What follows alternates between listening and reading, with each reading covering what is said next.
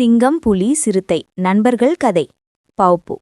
ஒரு அடர்ந்த காடில் சிங்கம், புலி, சிறுத்தை மூவரும் வாழ்ந்தனர். அவர்கள் மூவரும் மிகுந்த சக்திவான விலங்குகள் என்றாலும் ஒருவரை ஒருவர் மதித்து நண்பர்களாக இருந்தனர். ஒருநாள் காடில் உணவு குறைந்தது. மூவரும் வேட்டைக்கு புறப்பட்டனர். சிங்கம் கூறியது, நாம் சேர்ந்து வேட்டையாடினால் அனைவருக்கும் போதும். அதற்கு புலி சொன்னது, ஆம், ஆனால் உணவை சமமாக பகிர்ந்து கொள்ள வேண்டும். சிறுத்தை தலையசைத்து சம்மதித்தது. அவர்கள் மூவரும் ஒரு பெரிய மானை பிடித்தனர். மூவரும் மகிழ்ந்தனர். ஆனால் உணவு பகிர்வது பற்றி சிறு வாக்குவாதம் ஏற்பட்டது. சிங்கம், நான் காட்டின் அரசன், அதனால் பாதி எனக்கு.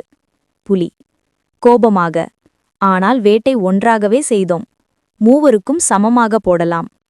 அப்போது சிறுத்தை புத்திசாலித்தனமாக சொன்னது, நண்பர்களே, நாம் மூவரும் இன்றைய வேட்டையில் வெற்றி பெற்றோம். ஆகவே இன்று சாப்பாடு மூவரும் சேர்ந்து சாப்பிடுவோம். நாளை வேட்டை யாரால் பிடிக்கப்படுகிறது என்பதை பொறுத்து பகிர்வோம். அந்த வார்த்தை எல்லோருக்கும் பிடித்தது. அவர்கள் சேர்ந்து சாப்பிட்டனர், மகிழ்ந்தனர்.